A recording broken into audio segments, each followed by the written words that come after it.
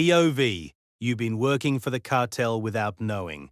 The first hint is the inventory that doesn't make sense. You've been working at the warehouse in Telekparko for 7 months when you notice it. Not a dramatic discovery, not a single smoking gun. A pattern, accumulating across your daily work the way patterns accumulate when you're paying attention to the wrong things and then suddenly paying attention to the right ones. The warehouse moves agricultural equipment. This is what the company does. Forklifts, irrigation components, industrial-grade pumps, specialized harvesting machinery. The clients are farms and agricultural cooperatives across Jalisco and Michoacan. The invoicing runs through a system you were trained on in your first week.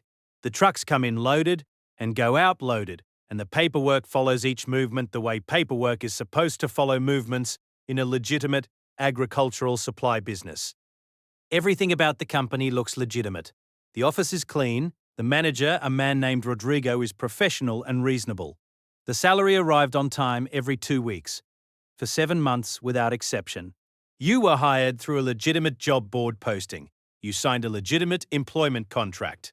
The company has a tax registration number and a commercial address and a website with photographs of the equipment and testimonials from agricultural clients. You are 31 years old. You have a degree in logistics management from a private university in Guadalajara that took 6 years to complete while working part-time because the tuition required the working. You have been looking for a job that uses the degree for 3 years. This job uses the degree. It pays 18,000 pesos a month, which is not excellent, and is substantially better than the alternatives that presented themselves across 3 years of looking. The inventory discrepancy you notice on a Tuesday afternoon in your 7th month is a shipment of irrigation pumps that is documented as arriving from a supplier in Querétaro and leaving for a cooperative in Michoacan. The arrival documentation is correct. The departure documentation is correct. The pump serial numbers are correctly logged. But the pump serial numbers from the arriving shipment do not match the pump serial numbers on the departing shipment. Different pumps went out than came in. You are a logistics manager. Serial number reconciliation is part of your function. You flag it in the system as a discrepancy requiring resolution, and you move on to the next item on your afternoon task list, because discrepancies happen in warehouses, and discrepancy resolution is operational routine, and nothing about this Tuesday afternoon signals anything other than a routine discrepancy. Rodrigo calls you into his office at 4 p.m. He is not angry, he is not aggressive, he is the same reasonable professional man he has been for 7 months. He says he saw your discrepancy flag in the system. He says it's a known issue with how certain supplier shipments get processed, and that the serial number reconciliation on that supplier's products runs through a separate tracking system that you don't have access to.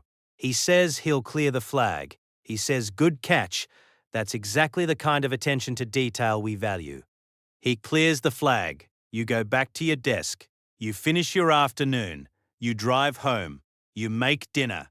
You think about the serial numbers. Not all evening, in the background, the way things run in the background when they haven't resolved into anything you can name but haven't disappeared either. The pumps that arrived and the pumps that departed had different serial numbers. Rodrigo said the reconciliation runs through a separate system. This is a possible explanation. This is also an explanation that you cannot verify because you don't have access to the separate system. The explanation being possible is not the same as the explanation being true, and the distinction between those two things sits in your background processing for 3 days before it produces the next thing. The next thing is the refrigerated truck. The warehouse does not handle refrigerated products. Agricultural equipment does not require refrigeration. On a Thursday morning, a refrigerated truck backs into Bay 4 with its refrigeration unit running and its temperature monitoring system active, and it is there for 45 minutes, and then it leaves. You see it from the logistics office window. You are not managing Bay 4 that morning. You process your own assignments, and you note the refrigerated truck in your periphery, and you file it with the serial number discrepancy in the mental folder that has been building without a label. The label arrives on a Saturday. You are not working Saturday. You are at your cousin's apartment, watching football and eating, and the conversation moves in the way conversations move on Saturday afternoons through topics that have no particular order. Your cousin mentions a news story about a CJNG logistics front company that was raided in Zapopan the previous week. Federal police, seized vehicles, arrested managers. He describes the company as an agricultural equipment distributor that was actually moving drugs and cash through its supply chain. You say, "What kind of equipment?" He says, "Farming stuff, pumps, machinery, that kind of thing." You drive home from your cousin's apartment and you sit in your car in the parking structure below your building for 31 minutes.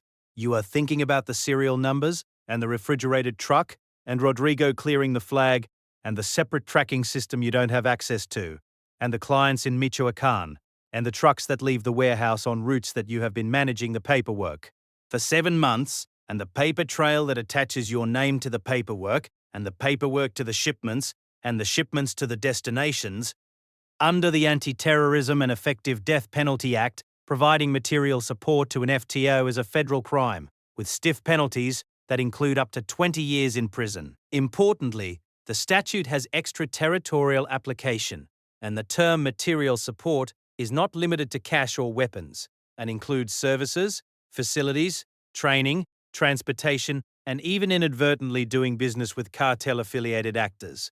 Al Jazeera. Inadvertently. The word has a specific weight in this parking structure on a Saturday evening. Inadvertently doing business with cartel-affiliated actors. You have been doing business with cartel-affiliated actors inadvertently for 7 months, and your name is on 7 months of paperwork that documents the doing of business. The inadvertent nature of the doing is real. It is also not a defense that the statute specifically provides.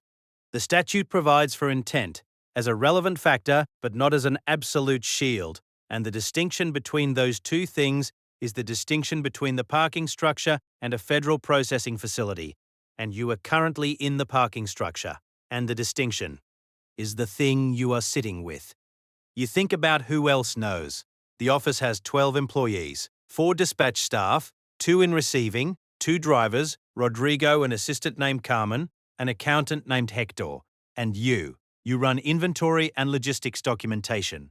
You have been running it correctly and efficiently for 7 months, and your efficiency has been producing the clean, organized paper trail that a cartel front company running agricultural equipment as cover for drug and cash movement needs in its logistics documentation.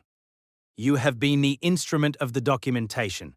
The documentation is real. Your name is on it. The question of what the documentation documents is the question you have been not asking for 7 months, because the job existed, and it paid, and it used the degree, and the degree took 6 years and 3 years of searching to put to use. You go inside, you eat something without registering what it is, you lie awake. The inventory system. This is the thing you cannot stop thinking about. You have 7 months of access to the inventory system, not Rodrigo's separate tracking system. The main system. The one you've been entering data into since week 1, the one whose data you understand in the specific detailed way of someone who has been managing it as their primary professional function for 7 months. You understand the data. You understand it well enough to know what normal looks like in an agricultural equipment warehouse and what the data you've been entering looks like in comparison to what normal looks like. The serial number discrepancy was 1 data point. You have 7 months of data points. 7 months of incoming shipments and outgoing shipments, and the specific patterns of how they correspond and how they don't correspond, and what the non-correspondence says about what is actually moving through Bay 4 versus what the paperwork says is moving through Bay 4.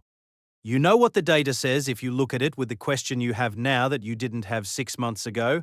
You get up at 2 a.m. You open your personal laptop. The inventory system has a web interface that you can access from outside the warehouse on your personal device, because you sometimes work from home on documentation backlogs. You open it. You look at the data you have been entering for 7 months, and you look at it with the question. The question produces answers across about 40 minutes of looking. Not conclusive answers. You are not a forensic accountant, and you don't have access to everything, and what you can see is not the complete picture. But the incomplete picture has a shape, and the shape of the incomplete picture is the shape of a pattern that has been running through your professional hands for 7 months while you were managing the paperwork and not asking the question. You close the laptop at 2:47 a.m. You sit in the dark of your apartment and you think about the degree and the 6 years and the 3 years of searching and the 18,000 pesos a month and the salary arriving on time, without exception, and the moment you flagged the serial number discrepancy and Rodrigo said, "Good catch, that's exactly the kind of attention to detail we value." The attention to detail. He valued it because your attention to detail produced clean documentation. Clean documentation protected the operation.